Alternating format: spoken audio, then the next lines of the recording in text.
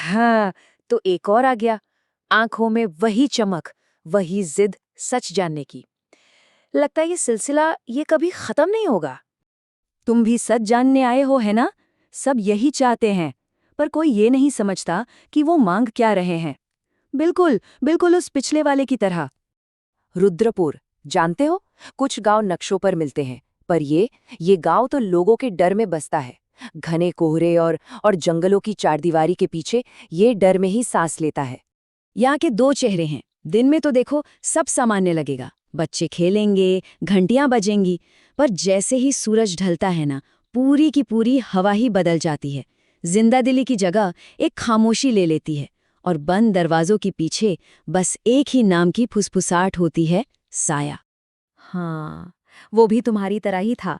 शहर से आया एक रिपोर्टर, अर्जुन नाम था उसका। नौजवान था, आंखों में सवाल थे। हमारे इस खौफ को वो बस एक अंधविश्वास मानता था। एक कहानी, बस एक कहानी जिसे वो दुनिया को सुनाना चाहता था। और उसने अपनी छानबीन शुरू कर दी। उसे पता चला कि पिछले 10 सालों में यहां से 5 लोग गायब हुए हैं। बस यूं ही हवा में, ना कोई सुराग, ना कोई सबूत, कुछ भी नहीं।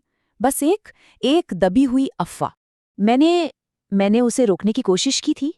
उसे समझाया था, यहाँ जो दिखता है वो सच नहीं होता, और जो सच होता है वो कभी दिखाई नहीं देता।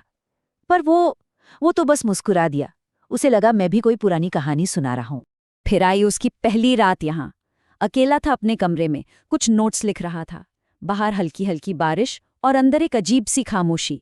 उसे क्या पता था कि उसी रात उसकी दुनिया बिखरने वाली थी। पहले एक आवाज आई, दरवाजे के ठीक बाहर, कदमों की आहट, बिल्कुल साफ। फिर एकदम से सब कुछ थम गया, जैसे कोई आकर ठीक दरवाजे के सामने रुक गया हो। एक अजीब, बेचैन कर देने वाली खामोशी। उसने हिम्मत जुटाई और दरवाज़ा खोल दिया। और बाहर बाहर कोई नहीं था, कुछ भी नहीं, सिवाय अंधेरे के। लेकिन जब उसकी नज़र जमीन पर पड़ी, वहां खून से सने पैरों के निशान थे। निशान जो कहीं से शुरू नहीं हो रहे थे और कहीं पर खत्म भी नहीं। अगली सुबह जब मैंने उसे देखा तो उसकी आंखों में खौफ था, लेकिन उसकी जिद उस खौफ से कहीं ज्यादा बड़ी थी। उसकी तलाश उसे एक ही जगह लेकर गई, वो पुराना वीरान मंदिर। उसे पता चला था कि जो भी 5 लोग गायब हुए थे, उन सबका कोई न कोई ताल्लुक उस मंदिर से जरूर था। हम सबने उसे रोका, चीख चीख कर कहा कि वहां मत जाओ, वो जगह शापित है, जो भी वहां जाता है लौटकर नहीं आता। पर वो नहीं माना। उसकी जिद उसे सीधा मौत के दरवाजे तक ले गई। टॉर्च की कांपती हुई रोशनी लेकर वो अंदर घुस गया।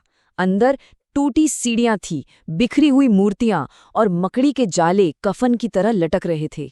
हवा में एक अजीब सी ठंडक थी जो हड्डियों तक में उतर रही थी, और एक ऐसा सन्नाटा जो चीख रहा था। और तभी उस खामोशी को चीरती हुई एक आवाज आई, ठंडी, धीमी, उसके ठीक पीछे से। तुम यहां क्यों आए हो? वो झटके से पलटा, पर वहां कोई नहीं था। वो उस खंडहर में बिल्कुल अकेला था। तभी उसकी टॉर्च की रोशनी एक दीवार पर पड़ी, और वहां एक परछाई थी, एक इंसान की परछाई जो हिल रही थी। पर वहां तो कोई था ही नहीं जो उस परछाई को बना सके। और वो साया, वो धीरे धीरे, बहुत धीरे धीरे उसकी तरफ खिसकने लगा।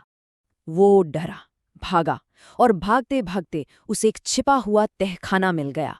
और उसी तहखाने में उसे इस गांव का सबसे गहरा राज मिला। 30 साल पहले खजाने के लालच में कुछ गांव वालों ने मंदिर के साधु की हत्या कर दी थी, और 10 साल पहले उन्हीं हत्यारों का एक एक करके गायब होना शुरू हुआ। वहां उसे साधु के आखिरी शब्द लिखे मिले, एक श्राप। मेरी आत्मा को तब तक शांति नहीं मिलेगी जब तक तुम सबका हिसाब पूरा नहीं हो जाता। ये कोई धमकी नहीं थी, ये एक वादा था।